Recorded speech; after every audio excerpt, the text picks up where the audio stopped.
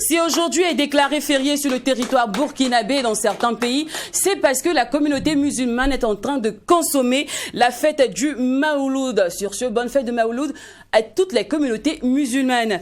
Enfants soldats rêvèrent de la médaille du pouvoir, encore réveil de la soif du pouvoir et de la vengeance, et sans oublier la force de l'amour et de l'union. Voici en quelque sorte les thématiques qui sont traitées dans le film Le Chant des fusils du producteur et réalisateur Jean-Eliott Ilboudo, en compétition dans la section 27 du FESPACO. Compétition dans la section parallèle du FESPACO 27. Dans l'instant invité, on fera l'analyse de ce projet-là, Le Chant des fusils. Et bien évidemment, on va titiller, comme d'habitude, ces artisans. En fin d'émission, c'est la ruelle de la mode qui nous accueillera. Et aujourd'hui, c'est la teinture et les cheveux qui sont à l'honneur. Sur ce, est-ce qu'on vous a manqué? Ah bon? Vous nous avez manqué. Hein. Donc bonjour à vous et bienvenue au Mac 12, le seul endroit où l'utile et l'agréable collaborent dans une ambiance hyper, méga, super, giga folle. Car vous le savez tous, famille, quand il n'y a pas de folie, il n'y a pas de Mac 12. C'est exact. Vous allez bien les garçons? Super bien, ça va. Lynn, bon, je n'ai plus besoin de te demander si ça va parce que je sais que tu habitais pas une grande folie. Jacken également, il a le sourire aux lèvres. Right, je pense que, ça va. Apparemment, tu as réglé tous les bobos. Hein. Tous les bobos sont réglés. En fait, c'est vite fait quoi en fait. C'est également un moment pour moi de dire bonjour à toutes nos mères, à toutes les femmes qui nous suivent. Pour ceux qui le savent bien, aujourd'hui nous sommes le 19 et c'est une grande journée. C'est la journée mondiale contre le cancer du sein. Voilà, donc pour rappeler également que ce mois d'octobre, tu l'avais dit en début de ce mois, est un mois rose. Voilà, qui est également une occasion de mettre en lumière celles et ceux qui combattent cette maladie. Merci de rester toujours Mardous, merci de rester toujours fou. On est ensemble. On est ensemble, vous nous suivez de partout au Burkina Faso à travers le numéro 254 du bouquet HD Canal+. Restez alright. Et si vous nous suivez aussi de partout le monde entier à travers le live de Facebook, bonne arrivée. On s'installe confortablement. C'est le Mac 12. Souhaitez, c'est bien de le dire, on souhaite une bonne fête du Maouloud à toute la communauté musulmane. Mais vous savez, ici, on aime faire les choses de manière grandiose. On n'aime pas la dentelle. Hein. Donc, on va matérialiser nos dits à travers ce délice musical. الفاتح لما أغلق والحاتم لما سبق ناصر الحق بالحق والهادي إلى صراطك المستقيم وعلى آله حق قدره ومقدار العظيم صلى الله عليه وسلم Allah tu m'as créé par ta bonté infinie. J'ai pas de doute à l'affirmer car au fond de moi je l'ai ressenti. Tu fais descendre de la pluie, toutes les créatures en profitent. Des arbres poussent et donnent des fruits, on ne peine pas à se nourrir. Ya Allah, Ya Allah, Ya Rahman, Ya Rahim. Alors accorde-moi cette faveur, le jour de mon dernier souffle. Permets-moi de dire La ilaha illallah, Muhammadur Rasulullah. La ilaha illallah, Muhammadur Rasulullah. La ilaha illallah, Muhammadur Rasulullah. Sallallahu alayhi wa sallam. Tu vois la fourmi dans le noir et tout ce qui est caché sous l'eau. Il n'y a aucune limite à ton pouvoir, car ton règne il est placé si haut. Et la terre est vaste et suspendue et ton ciel est si beau que splendide. Et je vois ces étoiles qui brillent, je sais que ta grâce y est. La lune et le soleil illuminent, je sais que ta force y est. Océans et les mers qui bougent, je sais que ta force y est. Ya Allah.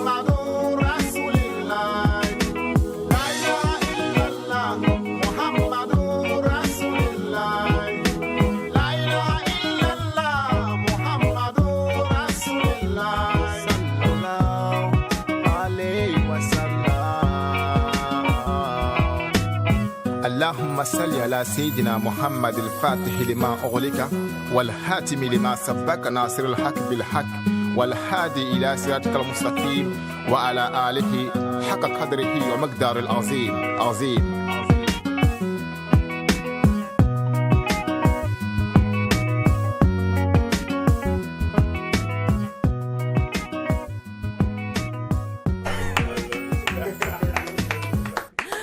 Bonne fête du Maouloud une fois de plus avec toute la communauté musulmane et vous le savez bien famille, lorsqu'il est 12h, il y a une seule chose qui se met en exergue, c'est la folie. Toujours. Alors bien que vous soyez chez vous en train de vous reposer, merci de vous disposer à recevoir l'utile et l'agréable qui vous sera servi dans un bon bol, on va dire une grosse assiette, non? C'est mieux dans bassine. Dans bassine. Dans une bassine, c'est mieux. De folie, c'est mieux. C'est vrai. Dans bol. Des bols, ça ne pas. Moi, là, c'est pour faire boire baka. C'est vrai. Et puis, Maouloud, on parle plus de Daraba, façon, là, non. Comme on dit en anglais. C'est ça, non? Super. Alors, c'est l'heure maintenant de passer à l'instant invité. Et sachez qu'aujourd'hui, nous recevons des personnes. Vous savez, je perds mon latin, je perds les mots. Quand on est derrière encore la barrière, quand on est encore de l'autre côté, je vais dire, permettez en souffrir que je dise que quand on est encore comme vous, quand on est encore comme les Mac 12 heures et on n'est pas encore sous les projecteurs, on s'est dit waouh! Quand est-ce qu'on rencontrera ces personnes-là? Waouh! Ils sont magnifiques, ils font tellement de bon boulot. Ils sont des Ulysse personnes. Je dis, mais attends, et aujourd'hui, grâce en tout cas à mon boulot, j'arrive à me frotter à ces étoiles-là. Ne vous inquiétez pas, si demain vous me voyez être une luciole, quoi. Je l'ai mérité, j'ai mérité ma place. Je vous ai dit, humilité, là, il n'y a pas l'argent dedans. Donc, vous avez sauf que souffrir. Intrépide, entreprenant, polyvalent, visionnaire de mastodonte de l'univers du cinéma. Aujourd'hui, le grand et charismatique producteur, réalisateur et ancien rappeur. En tout cas, il nous a fait vibrer. Il a fait les en tout cas, les dossiers, on va casser les papos. Aujourd'hui, les deux dossiers vont sortir. Oh ouais. Je le disais tantôt. Jean-Elliott Ilboudou est avec nous encore. Mystère. Yo, pi. Moi, je préfère celui-là. Moi, je préfère Ravaillac. Moi, je préfère Ravaillac. Voilà. D'accord. Alors, il est l'auteur de célèbres films, on va dire le réalisateur de ce célèbre film aujourd'hui qui m'a permis en tout cas à moi de conscientiser ma petite sœur. Elle était un peu pian-pian sur les bords et quand je lui ai montré ce film, elle s'est rappelé qu'il faut aller à l'école. Le style c'est bien, mais les études d'abord. Grâce à lui, aujourd'hui ce grand film-là, Kabissa, a permis, en tout cas à nous les grandes sœurs qui sont pas trop dans la cadence, on savait pas comment éduquer nos petites sœurs là. Camille, ça nous a permis aujourd'hui d'éduquer tout le monde. Brouter.com, quand je dis, hey, il y a des ces deux là.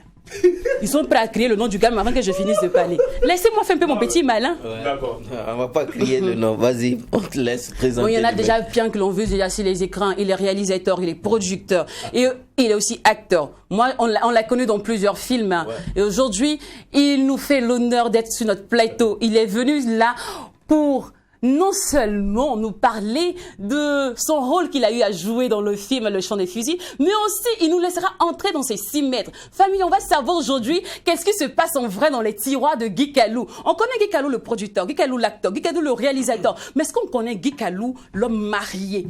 Oui. C'est vrai. Est-ce qu'on connaît Guy Kalou, cet homme dont toutes les filles rêvent? Le beau gosse Guy Kalou était avec nous aujourd'hui. Mais ici, c'est la réalisation, c'est un film. C'est un film. La bonne heure. Mais c'est en streaming, après, voir. Quand c'est gâté, c'est gâté. Bonjour à vous. Merci d'être venu. Bonjour. Merci beaucoup. Je suis tellement contente que je perds mon latin. Ici, les gars, on va reprendre nos esprits, ok? Oui, alors, ici, on a une manière, je crois que je fais même de la tautologie, tout ça. Oui, c'est ça. Ici, on a une manière magistrale de souhaiter la bienvenue à nos invités. Et ça se passe comme ça.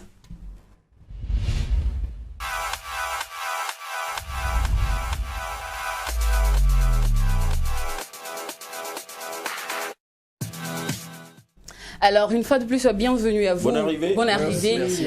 Alors, Guy Kalou Ouagadougou, te plaît? Oui, déjà depuis 2020, Je pense que mon histoire avec Ouagadougou a pris une tournure magnifique grâce à Jean Elliott. Et puis bon, voilà, finalement, c'est devenu mon deuxième village. Je dirais même pas mon deuxième pays, parce que pays, ça fait frontière. Mon deuxième village, donc du coup, c'est chez moi en Côte d'Ivoire, c'est chez moi au Burkina, c'est Abidjan, c'est Ouaga, c'est VCM, quoi. Les gars, alors aujourd'hui, on dira quoi, Capitaine Isidore? Ouais, j'aime bien ça quand même. Alors Capi, qu'est-ce qui vous a bien motivé à vouloir participer à ce projet? Déjà, j'ai pas eu de motivation particulière. Je pense que celui qui a eu la motivation véritable, c'est lui. Parce que c'est lui qui a pris son téléphone, qui un matin a appelé un de mes collaborateurs et qui a demandé à ce collaborateur de le mettre en contact avec Guy Kalou. Il m'a dit, j'ai envie de te faire quelque chose. Peut-être que tu l'as déjà fait, peut-être que tu ne l'as pas encore fait, mais je te sais engagé, j'ai vu en toi des choses que je pourrais montrer autrement. Et je peux vous dire que ce que j'ai vu hier, Jean Elliott, c'est un magicien. Alors, lorsqu'on arrive à réunir Isaka Savadogo, Mouna Ondiaye, Guy Kalou, Gustave Sorgo et bien d'autres sur un même champ de bataille, on se dit forcément il y a une magie derrière, il y a une puissance derrière. On se dit mais le gars, comme on le dit dans le jargon, le gars, il compte sur quoi? Le gars, c'est un dieu, c'est un dieu. Ouais. On dit chez nous, ce gars-là, il doit avoir une grosse tête derrière lui. Hein. Non, mais c'est Dieu. C'est Dieu qui est derrière, parce que c'est grâce à lui qu'on arrive à faire des choses extraordinaires. Et il faut dire que tous les artistes que vous avez cités, mais il fallait aller les chercher, il fallait aller leur parler du projet, il fallait leur présenter un scénario qui colle avec le rôle, qui sied avec ce ils n'ont pas l'habitude de jouer. Et donc, des personnages comme Isaka, Mounandjaï, ça n'a pas été simple. Ouais.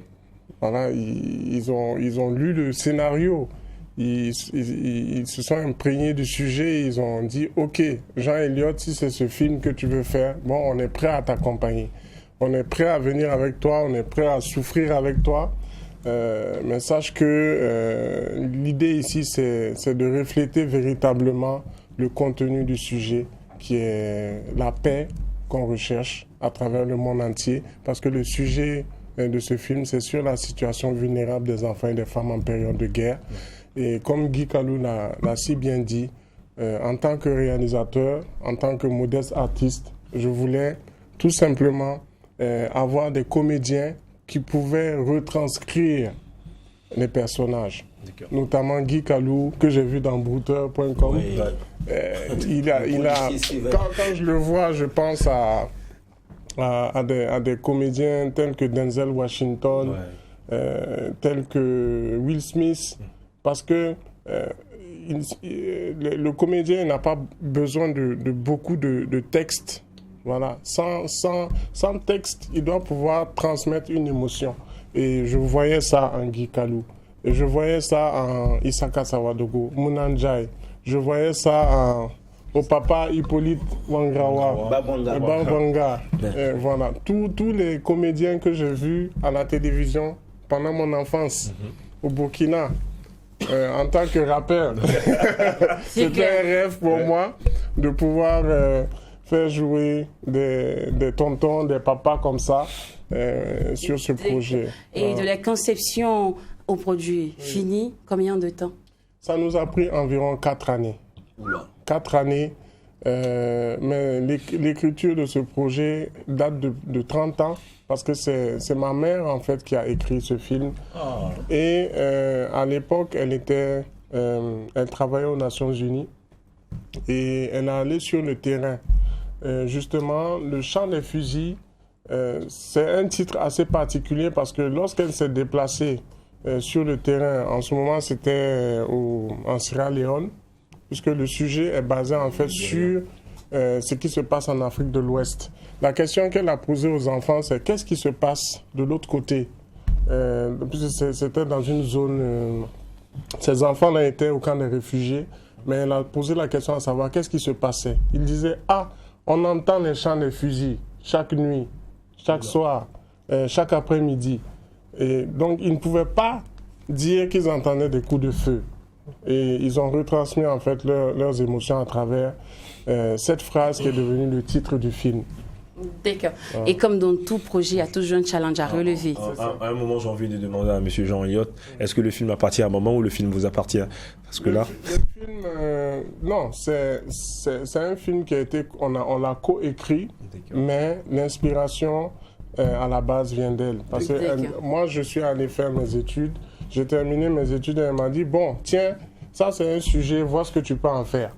Voilà, c'est comme si un journaliste comme vous écrivait un sujet et vous me donnez ça en tant que réalisateur. Ok, Elliott, fais-nous un truc avec, on va voir ce que ça donne. Mais après tout ça, il y a tout un travail d'équipe parce que le film a été analysé par un script docteur du nom de Badara Seck du Sénégal pour justement faire le pont puisque... ma mère, en fait, elle a fait un film d'auteur. Mais moi, j'ai le côté film de guerre, film d'action, ce que j'ai vu dans les films américains et tout. Bon, et j'ai tendance à vouloir aller vers le film d'action. Moi, je me positionne dans le film d'action. Et donc, pour agencer ces deux choses-là, il fallait justement un script docteur pour que tout se passe comme vous le voyez aujourd'hui. Alors, je demandais tantôt quel a été le challenge à relever dans la réalisation de ce film. Oui, le challenge, déjà, c'était de réunir des grands acteurs comme Guy Calou, tous les acteurs que vous avez vus. Le challenge était de pouvoir réunir le budget pour pouvoir réaliser ce film. C'est ça qui nous intéresse. budget là même. C'est ça qui vous intéresse. C'est le budget là même qui nous intéresse. D'accord. Parce que quand on dit les grands noms, quand on parle de grosses têtes, il y a l'argent aussi qui va avec. Oui, qui va Donc, avec. D'accord. Le budget là. Il fallait. Pas nécessairement. Il fallait. Nécessairement. À côté de l'argent, il y a l'engagement. Il y a l'engagement, voilà. Il y a l'engagement, donc pas nécessairement l'argent. Attendez, les garçons, je sais, je veux le clin d'œil. Pas nécessairement l'argent. D'accord. Le cachet avoisiné. Ça peut terminer d'abord avec le D'accord. On arrive avec le cachet, on va parler du cachet. Non, mais ça, parce qu'il y en a plein aussi qui veulent inviter Guy Calou sur le projet. Oui, c'est ça, parce que non, on veut savoir. Ils vont parler du sujet, mais vont revenir le budget, le cachet. parce que nos Magouza sont en train de nous regarder, ça les intéresse vraiment en fait. Le cachet, oui. D'accord, donc ok, le budget, après le budget. Voilà, il y a des enjeux d'ordre technique, artistique. Aussi les moyens mis en place pour pouvoir réaliser le film, la durée, l'échéance pour pouvoir rendre le film visible.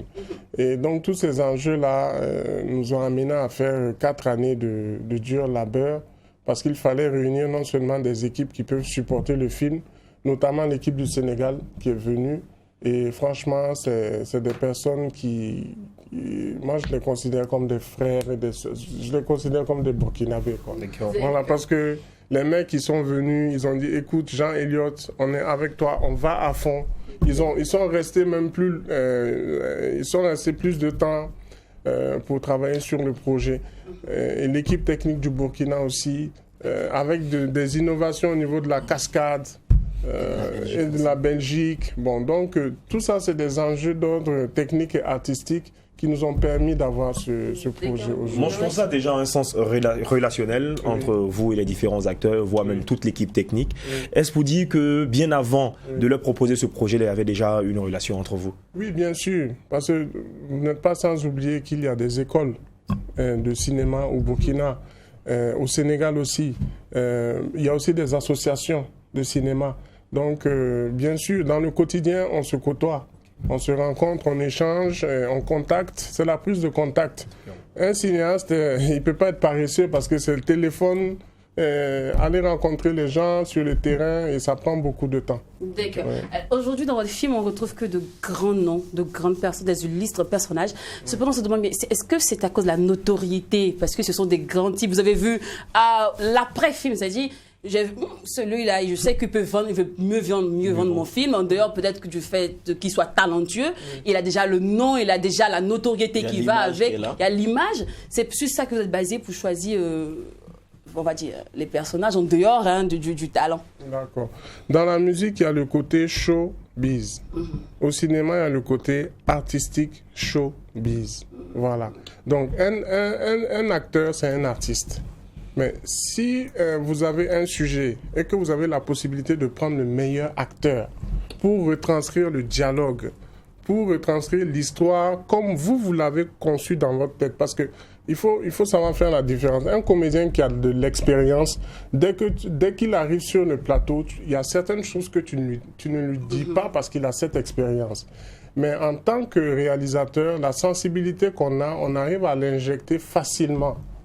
Par exemple, Guy Kalou qui est là, je voulais qu'il joue le rôle du capitaine. Parce que je l'ai vu déjà dans d'autres films. Oui. Je l'ai vu déjà dans d'autres films. Et je savais son charisme, le charisme qu'il avait. Oui. Isaka Sawadogo, je l'ai vu dans la série Guyane. Et exactement. Voilà. Et le fait de l'avoir pris comme rebelle, vous voyez aujourd'hui pourquoi je l'ai choisi comme le rebelle. Parce qu'il incarne à travers son visage. Et aujourd'hui, la notoriété est mise à profit aussi. Hein. Oui, c'est ce que je disais. Il y a la partie artistique, la partie show et la partie d'accord. Alors, voilà. On va mettre... Les garçons, je voulais revenir sur le budget, mais ils ne vont pas nous donner de réponse. Donc, on va laisser tomber. C'est clair qu'on n'aura pas de réponse. C'est clair, on va laisser tomber. Bon, alors, Guy, aujourd'hui, sur ce plateau, je vous ai vu dans les loges... On peut se tutoyer, non? Oui. C'est compliqué pour nous. Okay. En vrai, c'est ça. Si c'est la ligne de votre émission. Non. C'est une émission de folie, allons-y. Alors, il y a plusieurs personnes aujourd'hui pour qui vous êtes une grotte, vous êtes une source intarissable d'inspiration. Vous avez montré à plusieurs jeunes aujourd'hui qu'on peut commencer d'un point A et finir en point Z.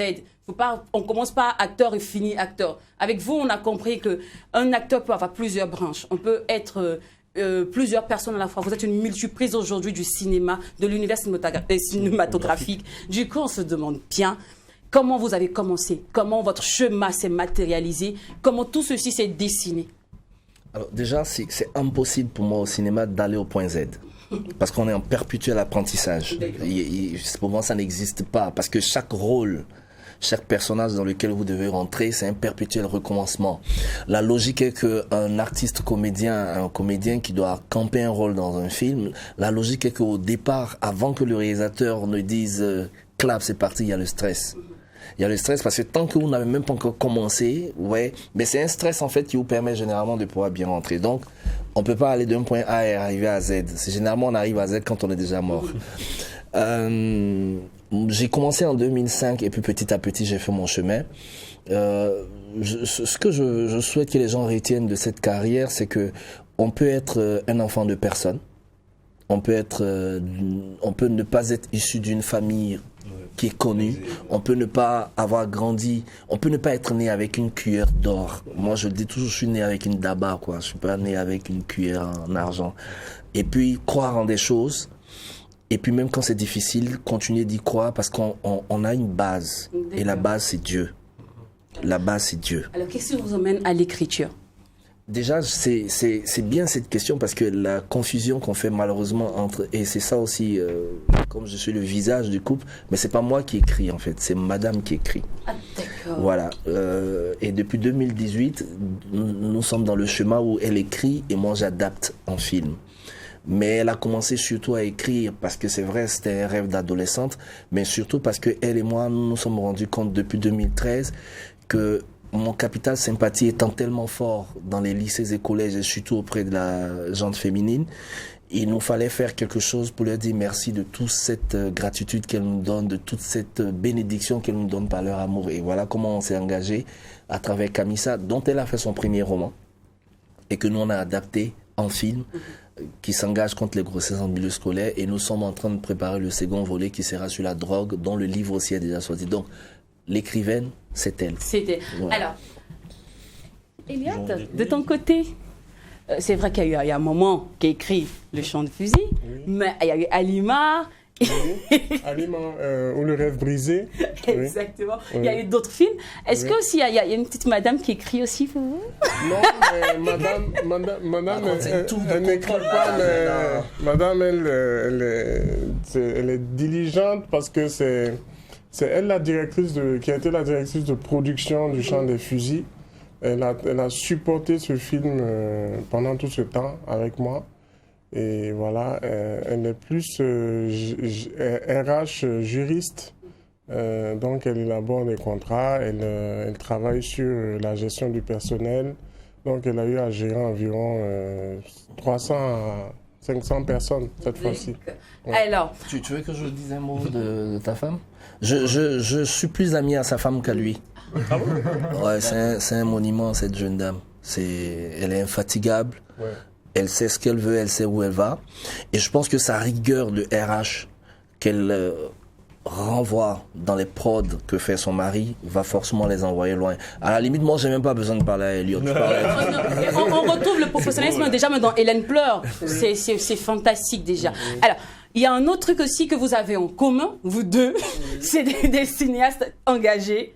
Et le deuxième truc, c'est qu'on sent en vous l'envie et l'engouement, en tout cas, de créer une industrie cinématographique africaine. Je dirais pas ivoirienne et burkinabé, mais je dirais africaine.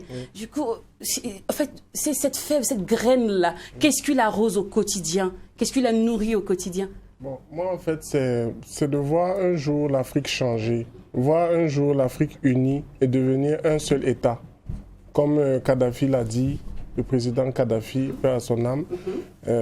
Et donc, comme Nelson Mandela aussi l'a dit, et donc, moi, je me mets de ce côté-là. Je suis un jeune, un artiste qui souhaiterait que tout un jour, tous les jeunes de l'Afrique, toute l'Afrique entière s'unissent pour travailler dans le domaine qui est le cinéma, dans lequel je suis, mais dans tous les autres domaines. Et qu'à travers cela, l'Afrique émerge d'une manière différente et que cela apporte une plus-value à notre continent.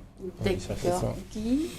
Alors, pour emboîter le pas à Elliot, pour moi, l'Afrique et ses dirigeants, et surtout la partie AOF, donc Afrique de l'Ouest francophone, avec en tête des mires donc la Côte d'Ivoire, le Burkina, le Sénégal et tout, mais même le Sénégal, je laisse ça un peu loin.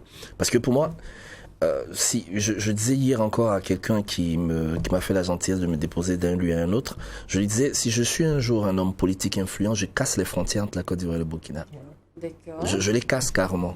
Pour moi, ça doit même pas exister. Et je le dis pas parce que je suis sur votre télé, mais parce que je pense que malheureusement, cette coupure est en train de sacrifier des générations. C'est des peuples qui sont mutuellement liés par un peuple a des faiblesses que l'autre complète, un peuple a des qualités que l'autre... Vous voyez, si on se met ensemble, c'est 60 millions de personnes, c'est même le Nigeria, il tremble. Comprenez? Donc, pour moi, le combat aujourd'hui au niveau du cinéma, c'est d'arriver à ça. Si on a des frontières politiques, mais on ne doit pas avoir de frontières culturelles. Parce que nos deux marchés, on a les mêmes ethnies en commun. On a les mêmes peuples en commun. Je dis, si on fouille, chaque Ivoirien a un frère ici, chaque Burkinabé a un frère là-bas. Donc c'est quoi ces trucs qu'on nous divise avec des frontières? Mais nous, le combat aussi au niveau du cinéma, c'est ça. Seconde chose, nous sommes dans une partie du monde, je parle toujours de l'Afrique francophone de l'Ouest, parce que c'est cette partie qui m'intéresse. Je parle donc de l'UEMOA et principalement donc du Burkina et de la Côte d'Ivoire. On a des taux de chômage mais énormes. Mais voilà un secteur d'activité qui pourvoit des emplois, mais qu'on n'imagine pas. Le Nigeria, c'est 1 million d'emplois fermes que Nollywood crée. Je ne sais pas comment on n'arrive pas à comprendre qu'il faut développer ce secteur. C'est pas que les acteurs, c'est pas que les réalisateurs, c'est pas que les producteurs, c'est tout l'écosystème qu'il y a autour d'un film. C'est toutes ces valeurs ajoutées, ces économies additionnelles qui pourraient permettre, en fait, je pense, à chacun des jeunes de pouvoir avoir quelque chose et leur dire c'est pas que là-bas qu'il y a du bonheur, qu'ils arrêtent de prendre la mer, quoi. Ouais, donc, mais si, à vous entendre parler, c'est comme si, en fait, le cinéma pourrait nourrir tout le monde si vraiment on s'y met, mais en vrai, qu'est-ce qui ne marche pas?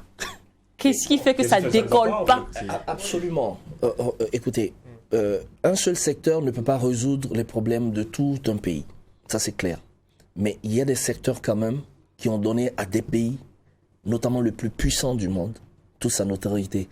C'est le cinéma qui a donné aux États-Unis la notoriété qu'il a dans la tête des gens. Et même quand vous arrivez aux États-Unis et Amérique, Turquie, lui, quand il sort de chez lui, à la base, pour lui, il dit, il gagne. Mais parce que son cinéma, je dis rien d'autre, c'est le cinéma.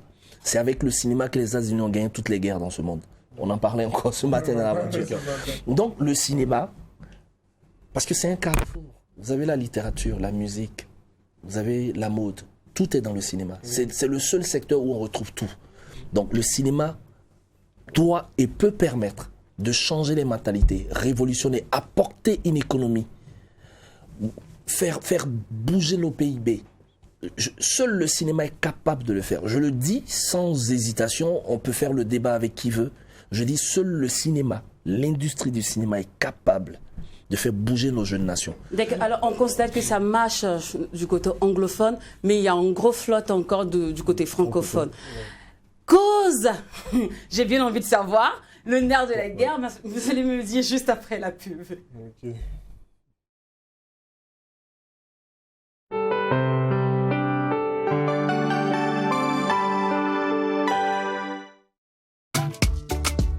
Orca Déco vous offre une nouvelle fois l'occasion de profiter de ces promotions exceptionnelles jusqu'à 50% de réduction.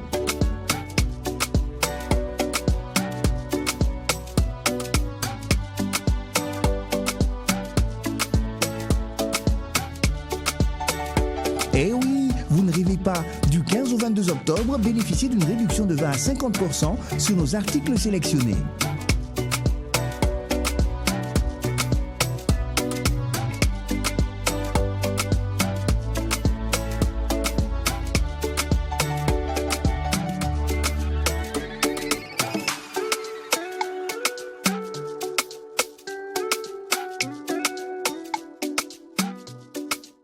Orca, l'art de vivre.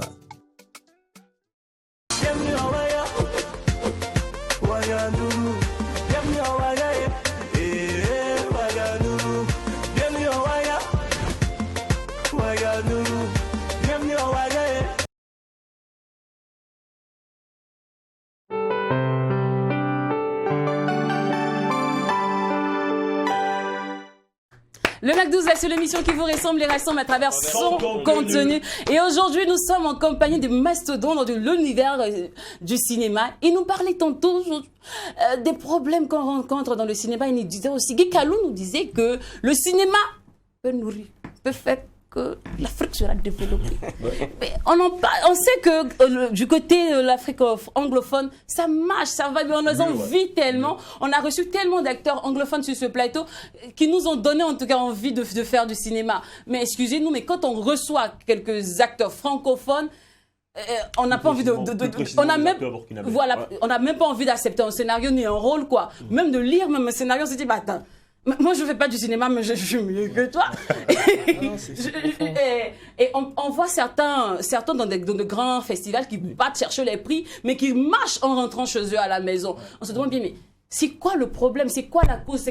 Qu'est-ce qui flotte en vrai? Qu'est-ce qui ne va pas? On a reçu un grand acteur sur ce plateau. Alidou Savadogo, alias Pagnardé, qui disait effectivement que le Burkina Faso, aujourd'hui, même on a la 27e édition du FESPACO, qui fait de Ouagadougou une plaque tournante du cinéma en Afrique et même de la diaspora. Mais pour ce qui concerne les acteurs du cinéma burkinabé, ça ne suit pas. Ça ne suit pas du tout. Qu'est-ce que vous avez à dire par rapport à cela? Bon.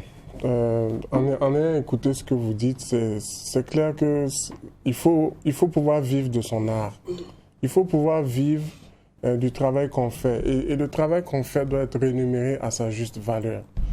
Bon, ce qu'il en est du cinéma, c'est assez complexe et difficile dans le sens où une production qui met en place un film doit obtenir le financement de diverses manières, le chercher, le trouver et pouvoir l'utiliser pour créer un film. Mais maintenant, au niveau de la gestion de ce budget, cela dépend maintenant des productions. Voilà. Voilà. Maintenant, un artiste, il ne peut pas se baser sur un seul projet, 2 projets, 3 projets à l'année. Voilà. Parce que un artiste, il doit pouvoir fédérer plusieurs projets pour pouvoir s'en sortir. Bon, c'est clair que c'est pour ça qu'on parle de films à petit budget et de films à gros budget. Bon, et les films à petit budget, généralement, ça veut dire que la production n'a pas eu tous les moyens de son projet qu'il a mis en place. Mais un film à gros budget aussi, c'est à un certain niveau, c'est colossal.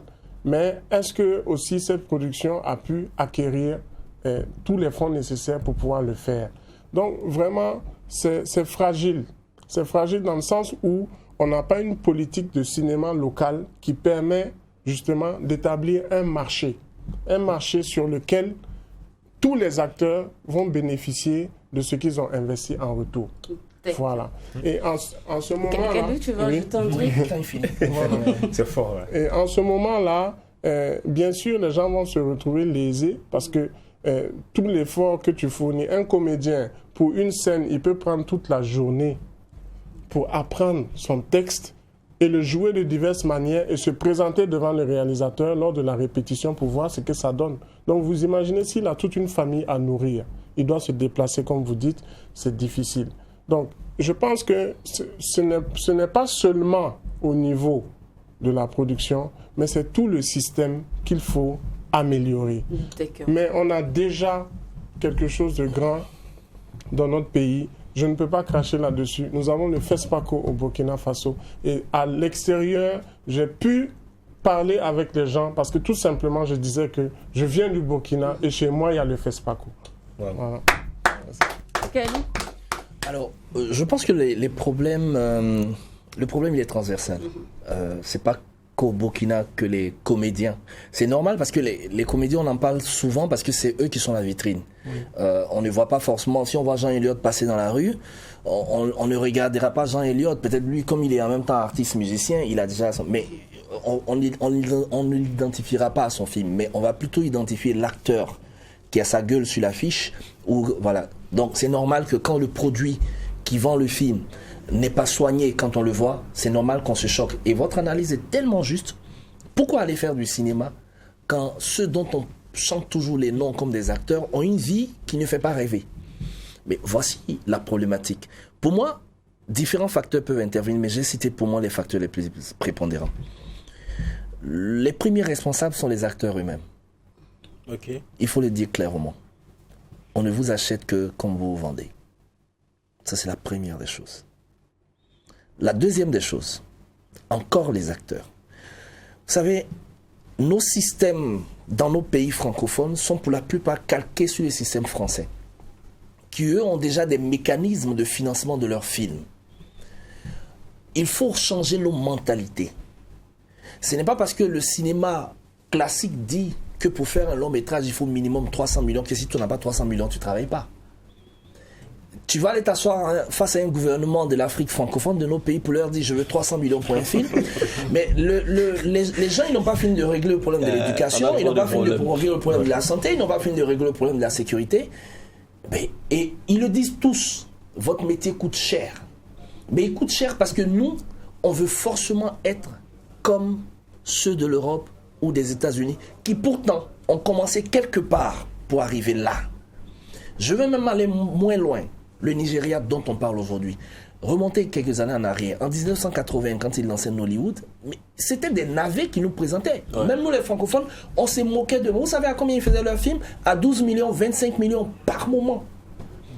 Parce qu'ils ont compris que s'ils ne se réadaptent pas par rapport à leur réalité économique, ils seront toujours avalés par les blockbusters qui venaient de l'Europe, de la Chine, des États-Unis. Qu'est-ce qu'ils ont fait donc?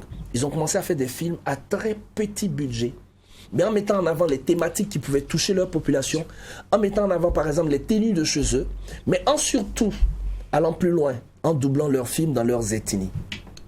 Ceux qui ont fait que Nollywood a eu de l'avance aujourd'hui sur toutes les autres industries de cette partie de l'Afrique, c'est la population nigérienne, c'est pas le gouvernement nigérien.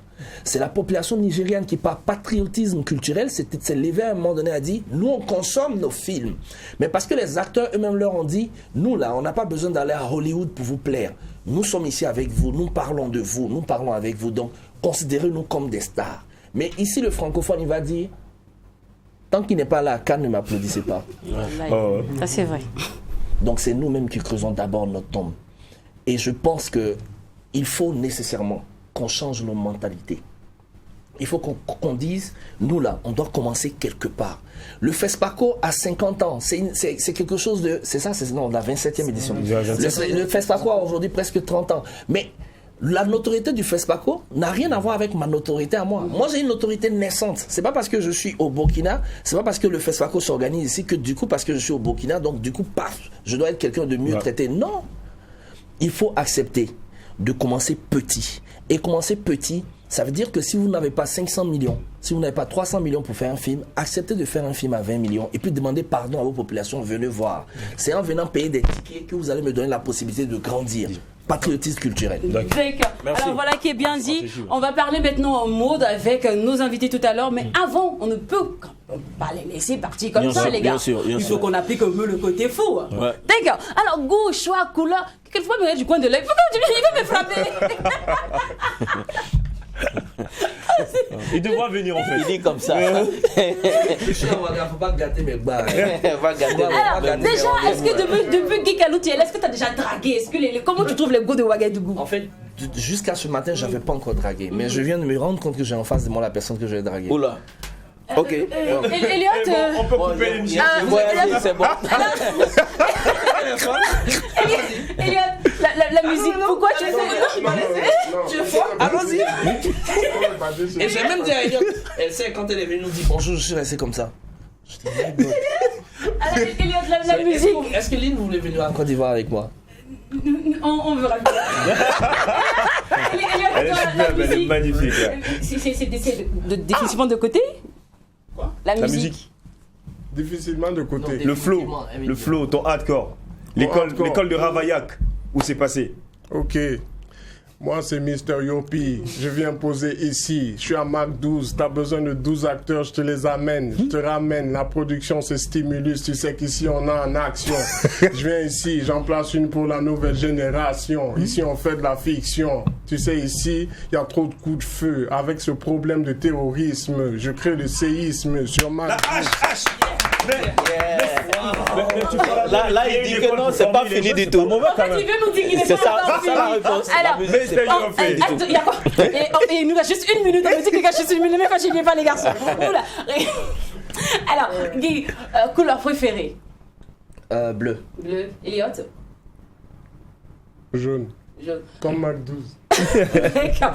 Alors, donc, je sais déjà que football ou cinéma, ça sera cinéma. Boîte de nuit ou resto? Resto. Qu'est-ce qu'il faut éviter lorsque vous évitez une fille, moi je ne sais pas du maintenant, dans la jeunesse, hein, dans le temps que vous draguez encore, hein, qu'est-ce que cette fille-là doit éviter de faire au premier rendez-vous, au premier rencard? Qu'est-ce que avant. Parce que pas madame va dire non, mais c'est ce que voilà. Avant, dans le temps. Bon, comme il y a très longtemps que j'ai oublié. Je crois que c'est la meilleure réponse d'ailleurs.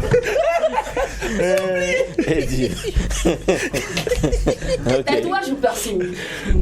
Moi, rien des deux. Rien des deux. C'est curieux, mais moi, j'ai aucun tatouage, aucun piercing. Aucun piercing. Alors, un stupéfiant que vous avez déjà touché ou que vous touchez? Non. Elliot, quand tu faisais les... Oui, mais tu as dit quand je faisais. D'accord, donc bon, ok, quand tu faisais. Mais même ça aussi, c'est le message, quoi. On n'a pas besoin de ça. Si on est... Moi aussi, pour moi, il faut que les Africains ne peuvent pas fonctionner comme les Jamaïcains, quoi. On n'est pas pareil. Mais Ouagadougou, c'est notre Jamaïcain, nous. Hein. Le truc, c'est que les gars, ils sont tellement préparés pour toutes les questions qu'ils me ramènent à chaque fois là. C'est bon, je parle plus. C'est bon. Merci d'être passé sur le plateau du Mac 12. On a eu la victoire sur Mac 12. Pas du tout. Non, pas du tout. À un moment, en tout cas, bravo. On vous a donné la victoire, en fait.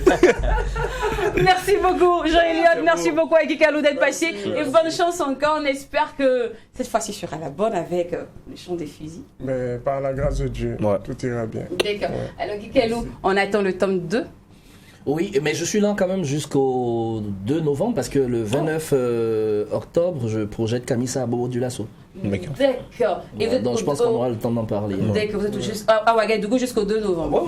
Alors, famille. Avec mon type. Guy Kalou nous promet un se lâche ou pas? Oui, ouais, On se lâche, le faire, on se lâche. On le fait? Ouais. D'accord, C'est non, une émission spéciale pour les guest stars. Ouais. Promets le on se lâche. Je promets pas, j'attends que. Non, Jean-Eliott, Guikalou promet le on se lâche. Les promesses sont pas bonnes à faire. Parce qu'on sait jamais. Famille, on fait le on se lâche focus et spécial Guikalou très bientôt. Voilà. C'est fini, la fille n'est pas allée. C'est fini. Voilà, merci beaucoup.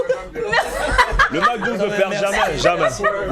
Vous avez une émission chaleureuse. Merci beaucoup, merci d'être passé sur le plateau Guikalou. Rendez-vous, on se lâche. Non, on a fini avec toi. Allez, on vous raccompagne avec ce délice musical.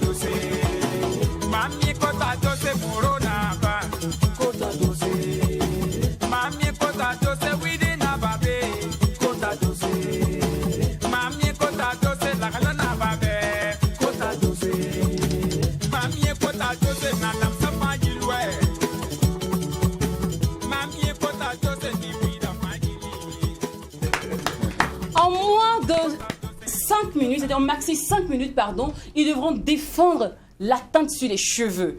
Chouchouté, qui est avec moi aujourd'hui, va nous montrer comment on entretient les cheveux lorsque les cheveux sont teints. Vince et Oumsi vont défendre le fait qu'ils mettent des teintures sur la tête. Allez, c'est parti pour l'instant mode. Top chrono.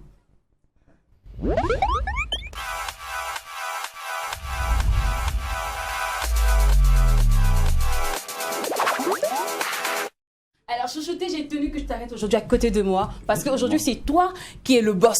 C'est toi qui vas aider à toutes ces femmes-là, tous ces gars qui mettent la teinture sur la tête. Tu vois, parce qu'il y a des gars qui mettent la teinture sur la tête et puis c'est sale. Et puis ils ne savent pas choisir la couleur de leur teinte. Parfois, les cheveux se cassent. Tu vois un peu, tu vas vraiment aider toutes ces personnes-là à améliorer en tout cas leur goût et les choix pour la teinte.